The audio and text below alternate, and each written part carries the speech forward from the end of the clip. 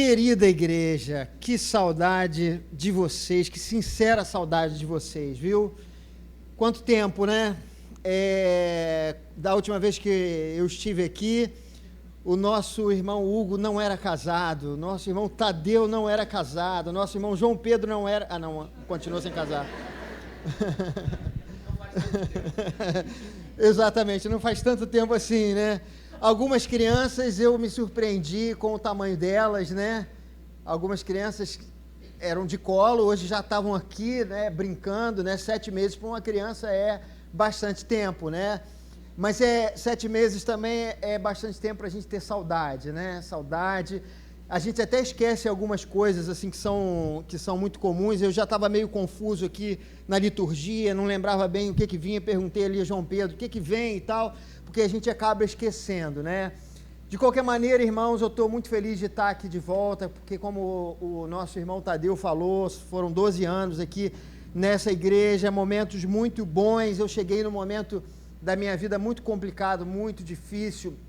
A igreja era bem diferente, né? Eram outras pessoas, mudou muito de lá para cá, mas de qualquer maneira foi o lugar que Deus me trouxe. Eu passei por momentos difíceis. Foi lugar também onde, depois de muita luta, muita resistência da minha parte, de querer assumir o sagrado ministério, o Senhor foi me dando, sabe, umas sapatadas, umas rasteiras, e eu cheguei ao momento em que eu fui ordenado, pude ser pastor aqui na igreja, e depois o Senhor me levou para outro lugar, né? A vontade de Deus, o importante é a gente cumprir a vontade de Deus e não a nossa própria vontade. Mas isso, eu estou muito bem lá, estou muito feliz. Gláucia, né, também está muito bem, feliz lá. Mas isso não isenta a nossa saudade, né? Temos saudade de vocês. Que bom que estamos de volta. Mas eu preciso, de fato, nesse momento, pedir a vocês que abram a palavra do Senhor, porque mais importante do que o meu cumprimento, mais importante do que as minhas palavras, é isso que nós vamos fazer aqui, que é ouvir a palavra do Senhor. Eu não lembro se os irmãos ficam de pé, se não ficam de pé para ler nesse momento. Como é que era? Não? Normalmente não, né? Então vou pedir para a igreja ficar de pé para que a gente possa ler a palavra do Senhor. Já que não ficam de pé, para a gente quebrar o costume. Hoje eu estou muito abençoado, participei de 2 cultos, né? Estive lá na minha igreja, porque tem uma parte do culto que eu ajudo, né? Como os irmãos sabem, eu sou baterista, não tem outro baterista, então tive que tocar e sair correndo, né? Então, estou muito abençoado hoje, participei de 2 cultos, né?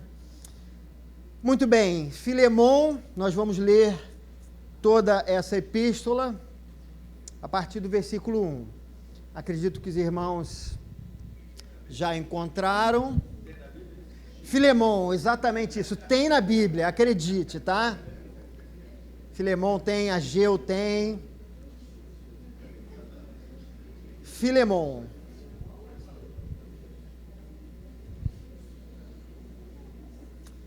Muito bem, hoje com a Bíblia, como diz Jefferson, na Bíblia elétrica, fica mais fácil, né? Só digitar Filemon, só não erra o nome, né? Qualquer coisa você fala para o Google acha para você. Ok, Google, aí você fala, Filemon. Muito bem, eu acredito que os irmãos já abriram suas Bíblias, nós vamos ler Filemon, que diz o seguinte: Paulo, prisioneiro de Cristo Jesus, e o irmão Timóteo, a você, Filemon, nosso amado cooperador, a irmã Áfia, a Arquipo, nosso companheiro de lutas, e a igreja que se reúne com você em sua casa. A vocês, graça e paz da parte de Deus, nosso Pai, e do Senhor Jesus Cristo. Sempre dou graças ao meu Deus, lembrando-me de vocês nas minhas orações, porque ouço falar da sua fé no Senhor Jesus e do seu amor por todos os santos. Oro para que a comunhão que procede da sua fé seja eficaz no pleno conhecimento de todo o bem que temos em Cristo. Seu amor me tem dado grande alegria e consolação, porque você, irmão, tem reanimado o coração dos santos. Por isso, mesmo tendo em Cristo plena liberdade para mandar que você cumpra o seu dever, prefiro fazer um apelo com base no amor. Eu, Paulo, já velho e agora também prisioneiro de Cristo Jesus, apelo em favor do meu filho Onésimo, que gerei enquanto estava preso. Ele antes lhe era inútil, mas agora é útil, tanto para você quanto para mim. Mando-o de volta a você como se fosse o meu próprio coração. Gostaria de mantê-lo comigo para que me ajudasse em seu lugar enquanto estou preso por causa do Evangelho. Mas não quis fazer nada sem a sua permissão, para que qualquer favor que você fizer seja espontâneo e não forçado. Talvez ele tenha sido separado de você por algum tempo, para que você o tivesse de volta para sempre, não mais como escravo, mas acima de escravo, como irmão amado. Para mim, ele é um irmão muito amado e ainda mais para você, tanto como pessoa como cristão. Assim, se você me considera companheiro na fé, receba-o como se estivesse recebendo a mim. Se ele o prejudicou em algo ou lhe deve alguma coisa, ponha na minha conta. Eu, Paulo, escrevo de próprio punho, eu pagarei, para não dizer que você me deve a própria vida. Sim, irmão, eu gostaria de receber de você algum benefício por estarmos no Senhor. Reanime o meu coração em Cristo. Escrevo-lhe certo de que você me obedecerá, sabendo que fará ainda mais do que lhe peço. Além disso, prepara-me um aposento, porque, graças às suas orações, espero poder ser restituído a vocês. Epáfras, meu companheiro de prisão, por causa de Cristo Jesus, envia-lhe saudações, assim como também Marcos, Aristarco, Demas e Lucas, meus cooperadores. A graça do Senhor Jesus Cristo seja com o espírito de todos vocês. Oremos. Pai amado, Pai querido, muito obrigado pela leitura dessa carta, Senhor, uma carta tocante, uma carta, Senhor Deus, inspirada pelo Teu Espírito Santo para falar aos nossos corações. Nesse momento nós oramos a Ti, pedimos que o Teu Espírito Santo me use, Senhor Deus, como instrumento em Tuas mãos. Eu tenho a plena convicção de que eu não tenho nada que eu possa fazer pelos meus irmãos que estão aqui, mas eu entendo que Teu Espírito Santo, sim, Ele nos usa e Ele pode trazer a palavra que é tão importante para que nós possamos viver a Tua vontade no nosso dia a dia. Por favor, abra os nossos ouvidos e aplica essas verdades aos nossos corações. É o que nós te pedimos no nome de Jesus. Amém. Os irmãos podem se assentar. Oi, Ana, tudo bem com você, Ana? Tudo bom? Eu pedi uma moça para me trazer aqui. É mesmo? Que bom, que alegria, viu? Que bom, que benção. Tá aí também. No final você fala com ela, tá bom, querida? Joia. Que bom te ver, Ana. Muito bem. Vamos ouvir a palavra do Senhor agora, Ana? Vamos? Amém. O Senhor tem muito para falar aqui para gente. Queridos, quando eu me converti, eu estava sozinho. Eu tinha 9 anos de idade, eu estava brincando ali com os meus brinquedos e, de repente, me veio uma dúvida no meu coração. Eu não sabia se a minha salvação ela estava garantida. Eu não sabia se o Senhor me chamasse, se de fato eu tinha certeza da minha salvação. E naquele momento eu parei de brincar, fiquei pensando um pouco sobre isso, larguei os meus brinquedos, eu me ajoelhei ali no sofá da minha casa, na sala, e me ajoelhei e orei. Eu pedi a Deus que Ele me desse a certeza da minha salvação. Depois que eu orei, eu voltei para os meus brinquedos e continuei brincando. Um tempinho depois, eu notei que havia algo diferente dentro de mim. Era claro, era nítida, aquela sensação de que algo havia mudado no meu coração. Eu tive a certeza que se o Senhor me chamasse naquele momento, eu estaria com Ele. A certeza da salvação foi algo que tomou a minha vida, a graça, ela tomou o meu coração naquele exato momento em que eu estava ali brincando. Eu estava só, no entanto, a minha conversão, ela não foi um ato isolado.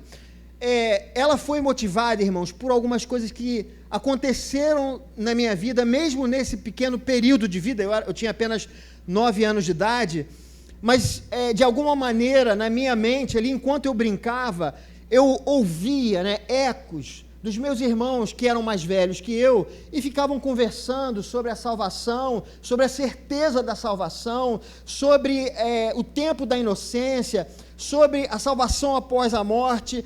Então todas essas coisas estavam ali na minha mente naquele período em que eu estava brincando, e aquilo tudo veio à minha mente enquanto eu estava ali naquela situação.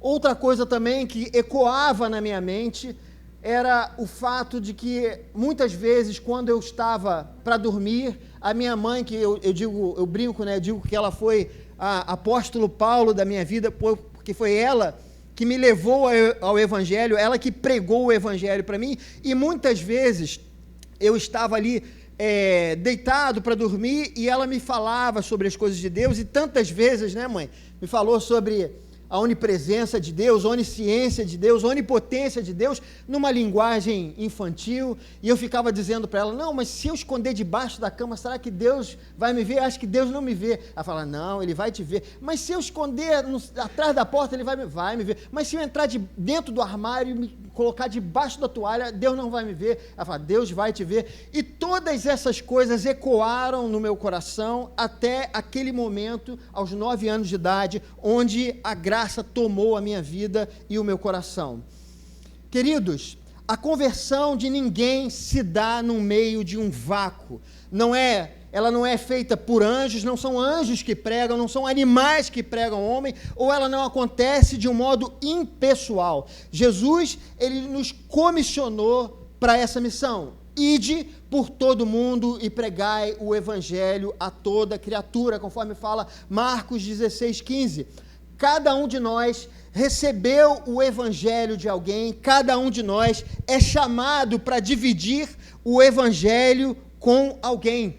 Eu já, irmãos, ouvi muitas histórias de conversão. Alguns receberam o Evangelho, né, através dos seus pais, outros eles foram evangelizados por amigos da escola ou do trabalho, e eu já ouvi também relatos de adultos que receberam a mensagem do Evangelho quando elas eram crianças, vizinhos que levavam ela na igreja, e aí levavam para a EBD, levavam para a EBF, né? Hoje quase não tem mais a EBF, né? Um ministério tão importante, mas a escola bíblica de férias, né? E aí, quando elas eram crianças, brincavam e ouviam a palavra de Deus, e depois que elas cresceram, aquela semente que foi plantada quando elas eram crianças, elas germinaram e essas pessoas se converteram. Um antigo conhecido meu, ele recebeu da sua esposa uma Bíblia, sua esposa estava preocupada com ele, preocupada com a vida espiritual dele, e deu a ele uma Bíblia. E ele, que era um crente, mas ele não era muito crente, ele andava com os crentes, falava a palavra de crente, mas ele não se interessava por Deus ou pelas Escrituras. Mas naquele dia que ele recebeu a Bíblia, ele ficou muito feliz com aquele presente, e aí ele resolveu ler a Bíblia, e pela primeira vez, aquelas palavras fizeram um total sentido para ele, e segundo o que ele diz, ele leu a Bíblia das 11 da noite às 6 da manhã, e quando ele se levantou dali, ele já era uma nova criatura. Inúmeras são, irmãos, as experiências de conversão, no entanto, todas elas envolvem pessoas. E do mesmo modo, o apóstolo Paulo também teve um encontro com Cristo. E antes da sua conversão, ele também foi evangelizado. E foi evangelizado por alguém.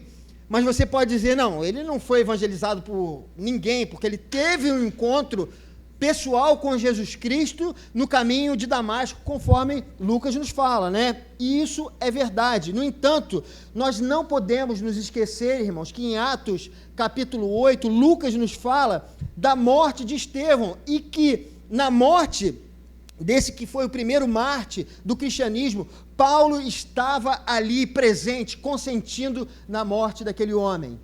E, irmãos, evangelizar é testemunhar de Jesus, é mostrar Jesus nas nossas vidas, é confirmar com palavras aquilo que nós cremos e vivemos nas nossas vidas. Sendo assim, irmãos, Estevão, ao morrer apedrejado, injustiçado, na mesma forma que Jesus morreu, perdoando aqueles ofensores, aquelas pessoas que o mataram, ele testemunhou com a própria vida a sua crença.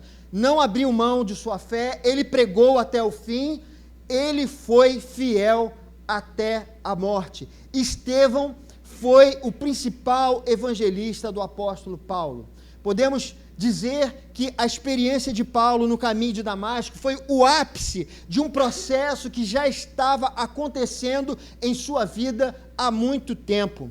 E assim, nós podemos dizer que o mesmo comprometimento que Estevão tinha com o evangelho, Paulo, ele também teve. Estevão se entregou a Jesus até a morte, e o mesmo nós poderíamos dizer do apóstolo Paulo. E para confirmar isso, nós vemos que em 2 Coríntios, capítulo 11, o apóstolo Paulo, ele confidencia aos irmãos daquela cidade quanto ele sofreu pelo evangelho, e preste atenção no quanto esse apóstolo sofreu, quando ele diz que ele foi encarcerado, açoitado severamente, exposto à morte repetidas vezes. Ele diz também que foi 3 vezes golpeado com varas, 1 vez foi apedrejado, 3 vezes sofreu naufrágio, passou 1 noite e 1 dia exposto à fúria do mar, enfrentou perigos nos rios, perigos de assaltantes, perigos de compatriotas, perigos dos gentios, perigos na cidade, no deserto, no mar. Diz: falsos irmãos, calma que tem mais. Muitas vezes ele ficou sem dormir, passou fome e sede, muitas vezes ficou em jejum, suportou frio e nudez, é o que está relatado lá em 2 Coríntios 11. E tudo isso, irmãos, tão somente pelo compromisso que esse homem tinha de pregar e ensinar o evangelho. E dentro desse contexto de sofrimento estava Paulo nessa epístola que nós lemos. Segundo o que alguns estudiosos dizem, ele escreveu essa carta quando ele estava preso em Roma. E é importante a gente ressaltar que essa prisão não foi por nenhum crime. Paulo não era criminoso, mas ele estava preso. Os caminhos do evangelho o levaram até aquele cárcere. Agora, aquele homem que era ativo estava impedido de ensinar e pregar. E a única coisa que ele poderia fazer ali naquele local era esperar. No entanto, irmãos, como nós sabemos, Paulo, ele continuou ativo. Algumas das maiores epístolas foram escritas da prisão. Também Paulo, na prisão, ele instruiu e preparou muitos discípulos. Mas não somente isso, irmãos, da prisão, muitas pessoas ouviram o evangelho e foram convertidas a Cristo por intermédio de Paulo e pelo seu senso missionário. E entre eles, nós temos nada mais, nada menos do que esse homem chamado Onésimo. Onésimo era um escravo de Filemão. Filemão era um crente da igreja de Colossos, que tinha, além de Onésimo, ele tinha outros escravos também. Onésimo, ao que parece, irmãos, quando nós lemos ali o versículo 18, a impressão que temos é que ele havia furtado algo do seu senhor, algo de Filemão, e ele havia fugido. A lei romana, nesses casos, ela era inclemente. Se um escravo fizesse isso a um senhor, a pena dele seria tão somente a pena de morte. E foi nesse tempo que Onésimo conheceu Paulo na prisão e se tornou um cristão. Após sua experiência com Cristo, Onésimo estava disposto a voltar a Colossos. Algo havia acontecido nele e ele queria voltar para a cidade natal. Paulo escreve então essa carta pedindo que Onésimo fosse recebido não mais como escravo, mas como irmão. E eu queria abrir um pequeno parênteses aqui para falar alguma coisa relacionada à escravidão. A escravidão, irmãos, era algo que fazia parte da estrutura social, a estrutura social romana. Paulo, ele não estava preocupado com os formatos sociais. Ele entendia, se a gente vai lendo as cartas de Paulo, ele entendia que mudança externa não era mudança de verdade. Logo, a mudança que realmente transforma, segundo o pensamento do apóstolo Paulo, é a mudança do coração, é a mudança que só o evangelho pode fazer na vida das pessoas. Afinal, irmãos, como nós sabemos, como a Bíblia nos ensina, de que adianta a gente banir as palavras preconceituosas do nosso dicionário se não banirmos o preconceito do nosso coração? Ou então, de que adianta criarmos leis contra a intolerância de diversos tipos se não aceitamos e amamos as pessoas do jeito que elas são? O Evangelho, ele veio transformar a maneira como nós nos relacionamos com as pessoas. Só o Evangelho pode curar a nossa sociedade adoecida por conta do pecado. Sendo assim, Paulo, ele sabe que ele sozinho, ele não conseguirá mudar as leis romanas da escravidão. Ele sabe que essa mudança dificilmente ocorrerá num mundo regido pelo pecado. No entanto, há uma mudança possível, há uma transformação que pode acontecer agora, sem que seja pela força da lei. A transformação do pensamento. Essa é a mudança que ocorre na conversão. Aquela mudança que o apóstolo Paulo nos fala em Romanos 12:2. Não se amoldem ao padrão desse mundo, mas transformem-se pela renovação da sua mente, para que sejam capazes de experimentar e comprovar a boa, agradável e perfeita vontade de Deus. E é isso, irmãos, que nós falaremos nessa noite. Paulo convida Filemão a olhar Onésimo de uma outra perspectiva, não da perspectiva do mundo, mas sim um olhar transformado, uma mente renovada pelo Evangelho que o salvou em Jesus Cristo. E para isso, irmãos, eu gostaria de abordar esse texto da perspectiva desses três personagens, Onésimo, Filemão e o apóstolo Paulo. E eu vou ver se tem uma água para mim, porque a primeira pessoa que nós vamos falar nessa noite é Onésimo. Enquanto eu estou assim falando devagar para dar tempo de eu beber água. Onésimo é o primeiro deles. E quem era Onésimo?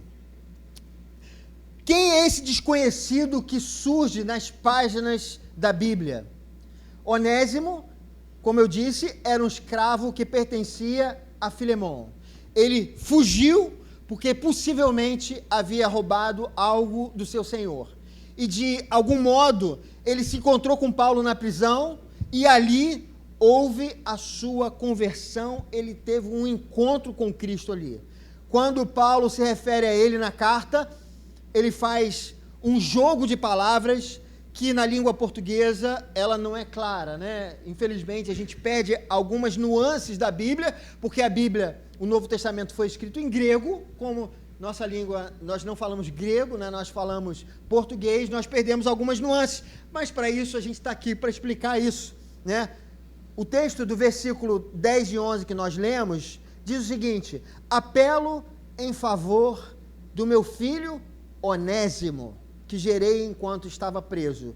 Ele antes lhe era inútil, mas agora é útil, tanto para você quanto para mim. Se nós falássemos grego, se nós lêssemos o Novo Testamento em grego, nós entenderíamos esse trocadilho do apóstolo Paulo. Então eu vou aqui dar uma traduzida para que você entenda. E é mais ou menos assim: apelo em favor do meu filho útil. Ele antes era inútil, mas agora é útil tanto para você quanto para mim. Paulo, ele aproveitou o gancho do seu nome para poder falar algo importante que aconteceu na vida desse escravo. Houve uma mudança na sua vida, houve uma transformação no seu caráter. Se a gente vai ler a epístola de Paulo aos Efésios, capítulo 4, 17 a 18, Paulo nos diz algo muito interessante, preste atenção. Não vivam mais como gentios que vivem na inutilidade dos seus pensamentos. Estão obscurecidos no entendimento e separados na vida de Deus por causa da ignorância. É alguém cujo coração está endurecido e rejeita a Deus. Queridos, antes, Onésimo vivia na inutilidade dos seus pensamentos. Seu coração era endurecido e ele vivia afastado de Deus, mas ele recebeu o Evangelho, ele foi transformado. O inútil tornou-se útil após receber em seu coração a boa nova de salvação. E o segundo personagem que nós vamos falar, que é o apóstolo Paulo. Ele não é uma pessoa que a gente precise tanto de apresentação, né? Nós conhecemos bem o apóstolo Paulo, tenho certeza que Jefferson prega muito sobre esse homem de Deus, mas alguns pontos são importantes que a gente entenda sobre ele. Uma das coisas que mais nos chama a atenção no apóstolo Paulo é o seu entendimento das verdades espirituais. Nenhum apóstolo, como Pedro, Tiago e outros apóstolos foram tão fundo na compreensão do Evangelho, né? E também no seu comprometimento com a sua mensagem. Eu li aqui o texto de 2 aos Coríntios 12, que fala sobre as várias aflições que o apóstolo Paulo viveu, né? Aquela lista de coisas que eu disse aqui. O intuito dele, ao sofrer tanto, era pregar o Evangelho. Paulo era comprometido com Jesus Cristo, mas não somente isso, irmãos, Paulo também era comprometido com as pessoas que recebiam o Evangelho através do seu ministério. 2 comprometimentos desse homem, com a mensagem e com os convertidos. Em 1 aos Tessalonicenses 2, 11 e 12, ele diz o seguinte: pois vocês sabem que tratamos cada um como um pai trata seus filhos, exortando, consolando e dando testemunho. No verso 10 dessa carta, ele diz: apelo em favor de meu filho, apelo em favor do meu filho Onésimo, que gerei enquanto estava preso. Há muitas pessoas que usam palavras como essas apenas como recursos retóricos, como nós bem sabemos, né? Um exemplo comum disso são os nossos queridos e amados políticos, né? Que prometem tudo na hora de conseguir, não valem nada, né? Aquela palavra deles não vale nada, porque eles prometem tudo para a gente, porque eles querem o voto, mas não necessariamente eles estão comprometidos nem com seus eleitores e nem com as palavras que eles estão dizendo. Mas o apóstolo Paulo não é assim. Ele se compromete completamente com a sua palavra. Ele fala a Filemon que se Onésimo o prejudicou em algo, ele escreve de próprio punho, né? Ele fala assim: eu escrevo de próprio punho, eu o pagarei. Queridos, escrever de próprio punho nessa época do apóstolo Paulo é o mesmo que assinar um documento. O apóstolo Paulo estava se comprometendo, mas não era um papelzinho, né? Não era ali um pergaminho que ele estava escrevendo para dizer alguma coisa, um recurso de retórica. Ele estava se comprometendo com Onésimo naquele momento. Seus atos avalizavam as suas palavras. E por último eu vou falar sobre Filemon. Ele era um cooperador do Evangelho. Havia uma igreja que se reunia em sua casa. Paulo, ao se dirigir a esse homem, ele destaca a sua fé em Jesus e o seu amor para com os santos. No versículo 5, ele fala: porque eu ouço falar da sua fé no Senhor Jesus, da fé que Filemon tinha, e do seu amor por todos os santos. Queridos, essas são as marcas dos verdadeiros convertidos. Esse homem era comprometido com o Evangelho de Jesus. Obrigatoriamente, a nossa fé nos leva à comunhão com os irmãos. Assim sendo, o que o apóstolo está fazendo nessa carta é abrir os olhos de Filemon, exatamente abrir os olhos desse homem, Filemon. Ele estava lembrando que Onésimo, antes, era um escravo comum, mas agora ele era um irmão em Cristo. Por isso é que ele destaca o dever cristão de Filemon no versículo 8, quando ele diz: por isso, mesmo tendo em Cristo plena liberdade para mandar que você cumpra o seu dever, prefiro fazer um apelo com base no amor. Paulo fala nesse versículo 8 sobre o dever de recebermos, de perdoarmos e de aceitarmos todos aqueles que se arrependem. Esse era Onésimo, alguém que foi alcançado pela graça, alguém que abandonou seus pecados, alguém que, arrependido, se lançou aos pés da cruz. O cristão tem a obrigação diante de Deus de perdoar os ofensores. Foi por isso, irmãos, que Cristo morreu por nós. No entanto, a obrigação não é o caminho que Deus requer de nós. De modo voluntário, Jesus se entregou. Ele também espera que aceitemos uns aos outros voluntariamente. Sendo assim, Paulo está pedindo que Filemon aceite e perdoe Onésimo, não por imposição, mas o faça com base no amor e no sacrifício de Jesus. Eu gostaria, irmãos, agora de fazer algumas aplicações importantes disso tudo que eu falei agora. O tema que me foi passado, o tema de aniversário, do mês de aniversário da igreja é Seguindo a Jesus na Missão. E o que essa carta nos ensina sobre isso? Qual é o nosso papel na missão que Jesus nos legou de levar o evangelho a toda criatura? Em primeiro lugar, eu queria dizer a vocês que não nos cabe escolher quem irá ser alvo da nossa missão. Pode ser que Onésimo, em Colossos, após a sua fuga, ele tenha se tornado alguém inútil. No entanto, ele acabou recebendo o evangelho e se tornou uma nova criatura. A conversão do inútil o tornou útil. Nem ele mesmo, nem o apóstolo Paulo, nem Filemon sabiam que um dia ele se converteria. Mas Onésimo já havia sido eleito por Deus desde antes da fundação do mundo. Paulo, no versículo 15, ele nos diz o seguinte: talvez ele tenha sido separado de Filemon por algum tempo, para que Filemon o tivesse de volta para sempre, não mais como escravo, mas como irmão amado. E eu destaco essa palavra do versículo 15, talvez ele tenha sido separado. Paulo é muito cuidadoso nas suas palavras, entretanto, ele fala algo, ele deixa nas entrelinhas algo muito importante, que são os propósitos divinos que estão ocultos aos homens.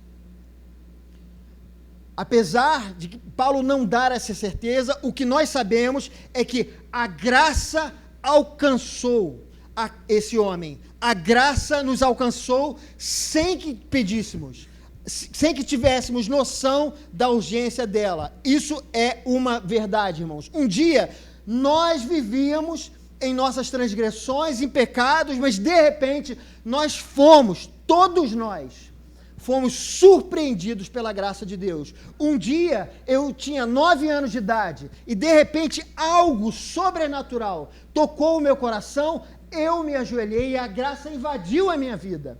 E com você foi a mesma coisa, sem que você pedisse, sem que você esperasse, do nada, você foi surpreendido pela graça do Senhor.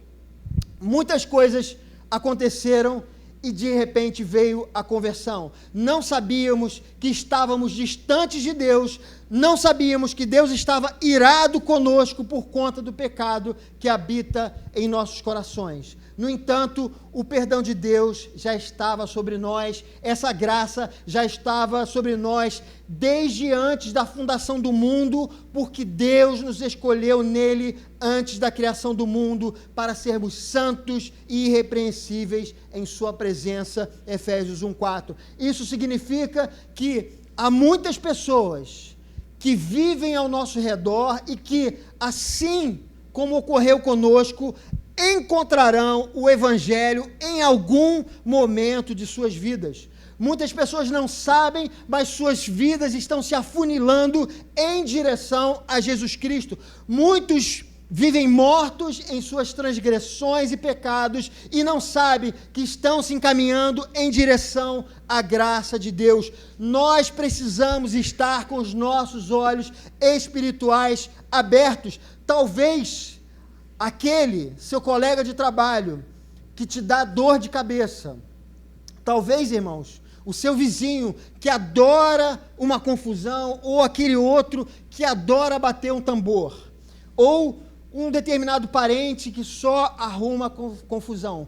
Pode ser que aquela pessoa que é um espinho na sua carne seja alvo da graça de Deus. Nunca despreze ninguém que está ao seu lado. Um dia você também, aos olhos de Deus, já foi um Onésimo, já foi um inútil, mas hoje você é útil, você foi lavado e remido pelo sangue de Jesus Cristo.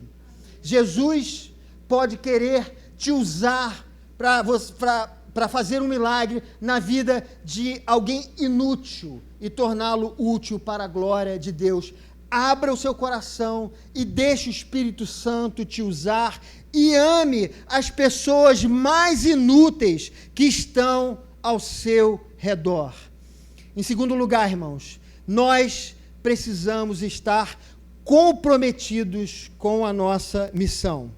Aqui, nesse texto, nós vemos o apóstolo Paulo comprometido com o seu filho na fé, a ponto de ser fiador de qualquer dano que ele tenha causado a Filemon. Às vezes, pessoas que não conhecem a Cristo, nós vemos pessoas passando por momentos difíceis e nós nunca nos comprometemos com elas. Quantas vezes apresentamos nossos colegas de trabalho a Deus em oração? Quantas vezes nós nos preocupamos com eles? Quantas vezes pedimos a Deus uma oportunidade para levar o Evangelho para essas pessoas? Às vezes estamos sempre prontos a falar mal do nosso colega de trabalho, do nosso vizinho, de um conhecido nosso. Às vezes estamos prontos a chamá-los de ímpios, quando não chamamos de coisas muito piores, né, irmãos?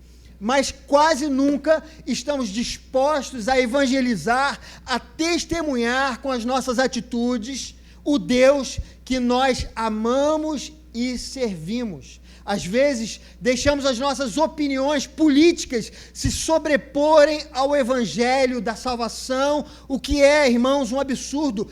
Antes de sermos cidadãos brasileiros, antes de sermos simpatizantes de uma ou outra doutrina política, somos cidadãos do reino. Se a opinião política afasta você daquele que é carente da graça de Deus, então há algo errado em você, há algo errado na sua fé, e não nele, naquele que você fica falando, é isso, ele é aquilo, ele não é como eu. Nós fomos chamados para congregar e não para desagregar. Se meu evangelho repele as pessoas, então preciso pedir que Deus tenha misericórdia da minha vida e me ajude a ser um cristão de verdade e não um fariseu. Por último, irmãos, a igreja precisa ser o suporte da missão pessoal de cada membro. Foi o comprometimento de Paulo que o levou a escrever essa carta. Paulo, ele poderia ter dado de ombros para o problema de Onésimo. Onésimo se converteu, ótimo, beleza, vai em paz, tchau, resolve aí. Vá orando pelo caminho até você chegar em Colossos, vamos ver o que acontece. Mas agora era hora de Onésimo resolver o seu problema com a lei. Não seria correto Onésimo continuar fugindo do seu Senhor, ele era uma nova criatura. Paulo estava confiando a tutela do seu novo filho na fé a Filemon. Agora, Filemon passaria a ser responsável não mais pelo escravo, mas pelo filho na fé do apóstolo Paulo. Isso significa, irmãos, que todos nós, como igreja de Cristo, somos responsáveis pela vida de todos os que entram aqui. Conforme diz Paulo em 1 Coríntios 3,6, uns plantam, outros regam, mas quem dá o crescimento é o Senhor. Ninguém, irmãos, tem o direito de ignorar, de fingir que não é sua responsabilidade as pessoas que se achegam a essa igreja. Muitos dos que entram aqui podem ter sido fruto de oração dos irmãos que estavam aqui, ou até mesmo fruto de oração de outros irmãos que nós nem conhecemos. Nós precisamos ser cooperadores do Evangelho. Nós precisamos entender nossa responsabilidade diante de Deus. Nossa missão não é apenas de evangelizar, é também evangelizar, mas também nós precisamos cuidar daqueles que foram evangelizados por outros e que hoje precisam ser amados, recebidos e cuidados num mundo vil e ausente do verdadeiro amor de Deus. Uma fé que não nos faz amar os perdidos, amar os que ainda não conhecem Jesus Cristo, não é fé verdadeira. Afinal, fé sem obras é morta. Eu gostaria, irmãos, de concluir a mensagem nessa noite, dizendo que Jesus não foi indiferente à nossa inutilidade. Ele nos tornou úteis através da regeneração. O seu amor comprometido foi o que nos salvou. Antes mesmo que tivéssemos noção da necessidade da salvação, sua graça estava sobre nós antes mesmo da fundação do mundo. Assim como Paulo propôs-se a pagar qualquer prejuízo que Onésimo tenha causado, Jesus pagou a nossa dívida com Deus, o Pai. Não somos mais escravos, somos filhos adotados por esse Deus, que nós chamamos de Pai. Somos irmãos em Cristo. E ao seu lado pode haver alguém que Deus está chamando. Seja você um agente da graça de Deus, na sua casa, no seu trabalho, na escola, onde quer que você esteja, seja um agente da graça de Deus, comprometa-se com o Evangelho, comprometa-se com o perdido, seja útil, pois Deus já nos fez úteis em Cristo. Comprometa-se com a missão do Evangelho que você recebeu, assim como Jesus se comprometeu até a morte por mim e por você. Siga Jesus nessa missão. É o convite que eu faço hoje para a igreja, e é o convite que o apóstolo Paulo nos faz nessa noite. Eu gostaria de orar com você nesse momento. Pai amado, eu quero te agradecer por essa palavra tão importante que nos exorta.